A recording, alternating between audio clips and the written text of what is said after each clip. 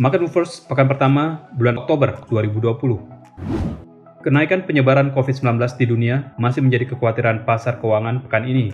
Pasar mengkhawatirkan pemulihan ekonomi akan kembali melambat. Paket kedua stimulus fiskal Amerika Serikat yang belum mencapai kesepakatan juga menjadi alasan kekhawatiran pasar. Hal tersebut memberikan tekanan ke aset beresiko dan dolar Amerika Serikat menguat. Kelanjutan konflik Amerika Serikat dan Tiongkok dan rilis data tenaga kerja Amerika Serikat di hari Jumat juga akan menjadi perhatian pasar. Senin, 28 September. Hari ini perbankan Tiongkok libur merayakan Mid-Autumn Festival atau Festival Kue Bulan, dan juga tidak terlihat data ekonomi penting yang akan dirilis hari ini. Selasa, 29 September. Pukul 6.30 waktu Indonesia Barat, Jepang akan merilis laporan indeks harga konsumen inti Tokyo untuk bulan September. Data ini adalah salah satu tolak ukur tingkat inflasi. Bila data ini lebih bagus dari prediksi, data ini berpeluang membantu penguatan yen Jepang dan menekan turun USD JPY. 20 menit berselang, Bank of Japan atau Bank Sentral Jepang akan merilis Summary of Opinions yang berisi pendapat-pendapat para pejabat tinggi Bank Sentral saat rapat moneter terakhir. Bila dirilis pendapat yang bernada optimis terhadap ekonomi Jepang, ini juga berpotensi menekan turun USD JPY. Sore hari pukul 15.30 waktu Indonesia Barat, Inggris akan merilis dua data ekonomi, yaitu data pinjaman KPR yang disetujui dan data pertumbuhan jumlah pinjaman bagi perorangan di Inggris. Jika data ini lebih rendah dari ekspektasi, ini menjadi indikasi kurangnya pertumbuhan ekonomi di Inggris dan dapat menekan turun GBP USD. Selanjutnya pukul 19 waktu Indonesia Barat, Jerman dijadwalkan melaporkan data indeks harga konsumen bulanan untuk periode Oktober. Bila hasilnya lebih baik dari ekspektasi, ini berpotensi menopang penguatan pasangan mata uang Euro-USD. Setengah jam kemudian, Kanada akan melaporkan data indeks harga produk industri dan data indeks harga bahan baku yang dibeli manufaktur untuk berproduksi. Naiknya kedua indikator ini menunjukkan peningkatan pada produktivitas industri di Kanada dan dapat menekan turun USD CAD karena penguatan dolar Kanada. Di saat yang sama, AS akan melaporkan data neraca perdagangan selama periode Agustus. Data ini dapat menekan dolar Amerika Serikat bila hasilnya lebih buruk dari ekspektasi atau defisit semakin melebar, sehingga harga emas dan mata uang utama lainnya berpeluang menguat terhadap dolar.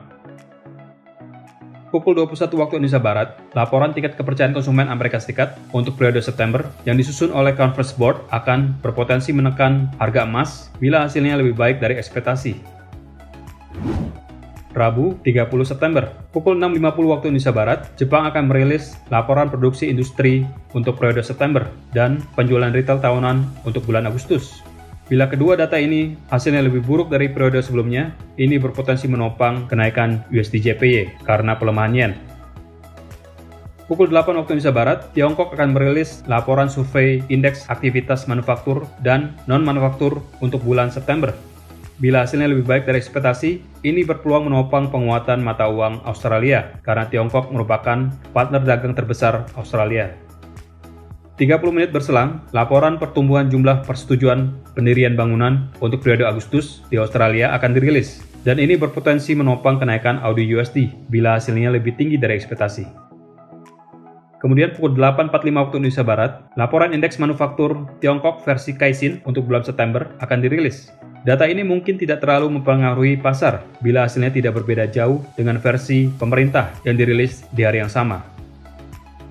Berikutnya adalah laporan pertumbuhan produk domestik bruto final yang memperlihatkan tingkat kesehatan ekonomi Inggris dan laporan neraca berjalannya untuk kuartal kedua yang akan dirilis bersamaan pada pukul 13 waktu Indonesia Barat.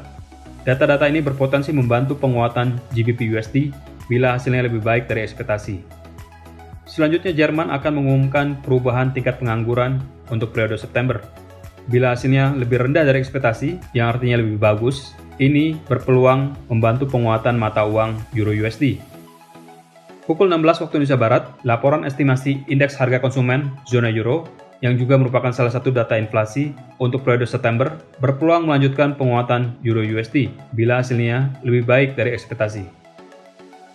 Malam hari, pukul 19.15 waktu Indonesia Barat, perusahaan Automatic Data Processing atau ADP akan merilis laporan perubahan jumlah orang yang dipekerjakan di luar sektor pemerintahan dan pertanian di Amerika Serikat untuk bulan September. Biasanya data dari ADP ini menjadi salah satu pertimbangan pasar untuk memprediksi hasil laporan non-farm payroll versi pemerintah yang akan dirilis di hari Jumat mendatang. Harga emas berpeluang menguat bila hasil yang dirilis lebih rendah dari ekspektasi. 15 menit berselang, laporan pertumbuhan produk domestik bruto Amerika Serikat untuk kuartal kedua akan dirilis, dan ini kembali berpotensi menopang penguatan harga emas jika hasilnya lebih buruk dari ekspektasi. Di saat yang sama, laporan pertumbuhan produk domestik bruto bulanan Kanada untuk periode bulan Juli akan dirilis. Bila hasilnya lebih rendah dari ekspektasi, USD CAD berpeluang naik karena pelemahan dolar Kanada. Pukul 20.45 waktu Indonesia Barat, Amerika Serikat akan merilis laporan kondisi bisnis di wilayah Chicago, Amerika Serikat selama periode September. Dan 15 menit setelahnya, yaitu pukul 21 waktu Indonesia Barat, akan dirilis laporan penjualan rumah yang tertunda. Bila kedua data tersebut dirilis lebih rendah dari ekspektasi, dolar Amerika Serikat berpeluang melemah dan menopang kenaikan harga emas dan mata uang lainnya. Seperti biasa, laporan tingkat cadangan minyak mentah Amerika Serikat versi Energy Information Administration akan dirilis pada pukul 21.30 waktu Indonesia Barat setiap hari Rabu. Dan bila cadangan minyak mentah Amerika Serikat menyusut, harga minyak mentah berpotensi menguat. Kamis 1 Oktober. Hari ini, pasar keuangan Tiongkok libur memperingati Hari Nasional. Pukul 6.50 waktu Indonesia Barat, data indeks aktivitas manufaktur Jepang versi Tankan untuk kuartal ketiga akan menjadi penggerak USD JPY dan indeks saham Jepang. Bila laporan ini lebih baik dari estimasi, ini berpotensi menekan turun USD JPY karena penguatan yen. Sore hari pukul 14.50 sampai pukul 15 waktu Indonesia Barat, pasar akan mengkonfirmasi data indeks aktivitas manufaktur Prancis, Jerman, dan zona Euro yang sudah dirilis pekan lalu dengan data-data finalnya hari ini. Bila ketiga data tersebut dirilis lebih buruk dari sebelumnya, Euro USD berpotensi melemah. Selanjutnya pukul 15.30 waktu Indonesia Barat, giliran Inggris yang akan merilis data indeks aktivitas manufaktur final untuk bulan September. Bila data ini dirilis lebih buruk dari ekspektasi, GBP USD berpeluang melemah. Malam hari pukul 19.30 waktu Indonesia Barat, Amerika Serikat akan merilis laporan data belanja perorangan untuk bulan Agustus dan klaim tunjangan pengangguran mingguan. Kedua data ini adalah data yang mengukur tingkat kesejahteraan masyarakat Amerika Serikat. Bila data belanja perorangan dirilis lebih rendah dan klaim tunjangan pengangguran meningkat, maka dolar Amerika Serikat berpotensi melemah dan berpotensi menopang penguatan harga emas dan mata uang utama lainnya. 1 jam kemudian, Kanada akan melaporkan data indeks aktivitas manufaktur untuk bulan September.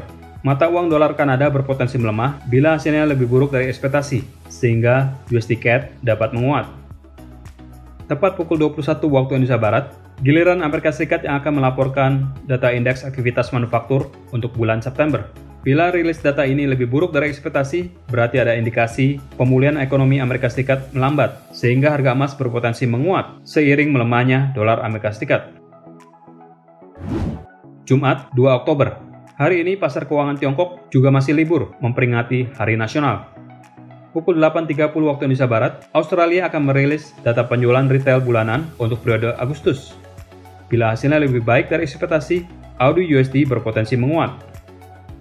Siang hari, Jepang akan merilis laporan survei tingkat kepercayaan konsumen untuk periode September. USD JPY berpotensi turun jika kepercayaan masyarakat Jepang terhadap kondisi ekonomi meningkat.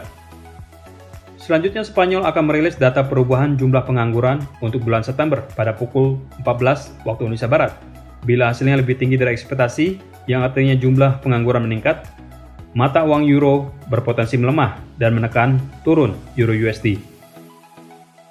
Dan fokus utama pasar pekan ini, pada pukul 19.30 waktu Indonesia Barat, Amerika Serikat akan merilis 3 data tenaga kerja, yaitu data pendapatan rata-rata per jam, data perubahan tenaga kerja di luar sektor pertanian dan pemerintahan atau sering disebut non-farm payrolls, dan data tingkat pengangguran Amerika Serikat.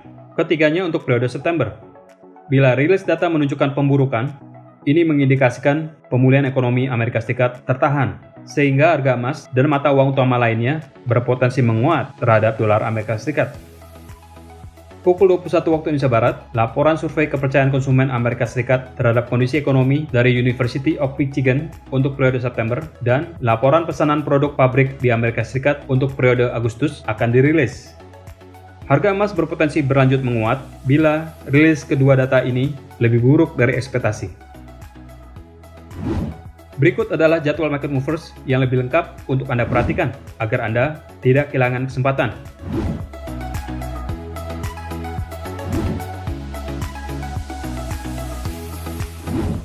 Segera manfaatkan peluang tradingnya. Untuk informasi lebih lanjut, silakan hubungi kontak person Anda di MEFX. Terima kasih dan sukses untuk trading Anda.